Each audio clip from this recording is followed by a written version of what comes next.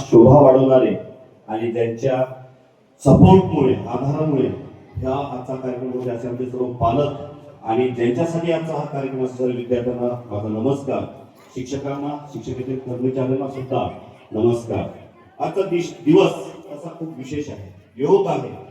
अति प्राचीन काळामध्ये आजच्या दिवसाने भारताला एक वेगळी ओळख दिली. आजची पौर्णिमा म्हणजे बुद्ध पौर्णिमा. आजच्या दिवशी योगायोग म्हणजे भगवान बुद्धांचा जन्म सुद्धा झाला आणि आजच्या दिवशी सुद्धा त्यांना सत्याची प्राप्ती झाली. त्या सत्याच्या प्राप्तीनंतर मानव जातीमध्ये जी शांतता पसरली किंवा स्थापित केली तो आजचा हा दिवस. असंच काही वेगळं आपल्या भारत देशाच्या इतिहासामध्ये सुद्धा झालं. 1947 रोजी भारताला स्वातंत्र्य मिळाल्यानंतर बॉम्बे राज्य म्हणून गुजरात आणि महाराष्ट्र जे एकत्र होतं त्याला विलगीकरण करण्यात वेगळं करण्यासाठी महाराष्ट्र कृती समिती यांनी लढा दिला आणि महाराष्ट्रातील 106 क्रांतिकारी महाराष्ट्राला वेगळं करण्यासाठी शहीद झाले, हुतात्मे झाले. आणि त्यानंतर 1965 रोजी बॉम्बे ऍक्ट नुसार महाराष्ट्र राज्याची निर्मिती झाली. आणि आपल्यासाठी एक गौरव, आपल्या परंपरेला, ज्या परंपरेची ओळख छत्रपती शिवाजी महाराज आहेत, त्याची ओळख बाबासाहेब आंबेडकर आहेत आणि इतर महात्मा फुले वगैरे वगैरे भरपूर असे काही थोर संत असतील, समाज सुधारक असतील. ही एक महाराष्ट्राची ओळख परंपरा स्थापित झाली. त्याबद्दल सुद्धा आपल्या सर्व महाराष्ट्रवासियांचे हार्दिक अभिनंदन. आणि महत्वाचा त्याही नंतर महत्वाचा दिवस म्हणजे ज्या ऊर्जेने संस्था चालतात, ज्या ऊर्जेने मोठमोठे कारखाने चालतात, ज्या ऊर्जेने देश चालतो ती म्हणजे कामगारांची ऊर्जा. असा हा आजचा कामगार दिन. या निमित्त उपस्थित सर्वांना माझे अभिनंदन व आजच्या दिनाच्या शुभेच्छा. आमच्या सन्माननीय मुख्याध्यापिका मॅडम यांनी प्रास्ताविकातून शाळेची उपलब्धी आणि आपण पुढे काय करणार याबद्दल माहिती दिली. काही अंशी राहिलेल्या काही गोष्टींवर माझा प्रकाश टाकण्याचा मानस असेल तो म्हणजे आपण उपस्थित असलेले सर्व पालक यांच्या आधारामुळे, तुमच्या विश्वासामुळे संताजी कॉन्व्हेंट ना नफा ना तोटा या तत्वावर काम करत आहे.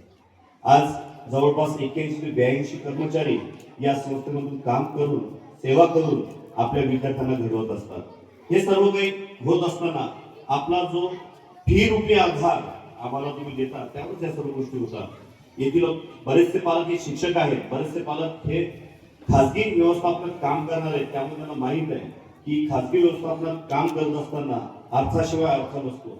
पण तरी सुद्धा मेहकर मधील इतर संस्थेच्या तुलनेत आमच्या संस्थेला तुम्ही पालकांनी खूप चांगल्या प्रकारे आधार देता आणि काहीतरी मोजकी 10% जे काही असेल पालक वर्गाचं सहकार्य अजून बाकी आहे. या निमित्ताने मी आपल्या सर्वांना विनंती करेन की ज्या कोणी पालक असे असतील की ज्यांचं अजूनही काही अडचणीमुळे सहकार्य बाकी असेल तर त्यांनी हे सहकार्य अविरत चालू ठेवावं आणि आमच्या कार्यक्रमाचा, आमच्या कार्याचा आपल्या मदतीच्या रूपाने गुणगौरव करावा.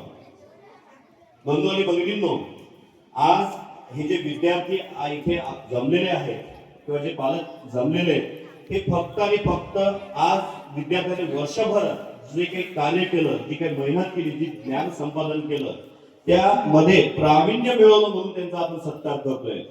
पण याचा अर्थ असा होत नाही की इतर विद्यार्थ्यांचं प्रावीण्य काय आहे.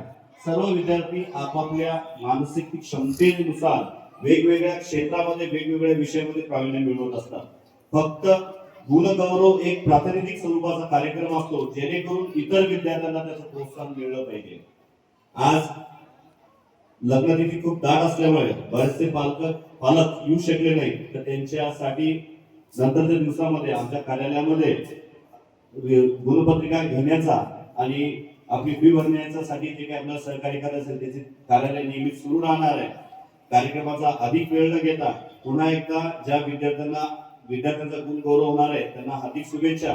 व इतर ज्या विद्यार्थ्यांना आज काही अंशे जर आपल्याला प्रावीण्य मिळवता आलं नाही तर काही हरकत नाही, पुढील येणाऱ्या वर्षामध्ये आपण पुन्हा प्रयत्न करा आणि आपल्याला निश्चित प्रावीण्य मिळेल. त्याकरता शुभेच्छा. आयोजकांनी मला बोलण्याची संधी दिली त्याबद्दल त्यांचे धन्यवाद.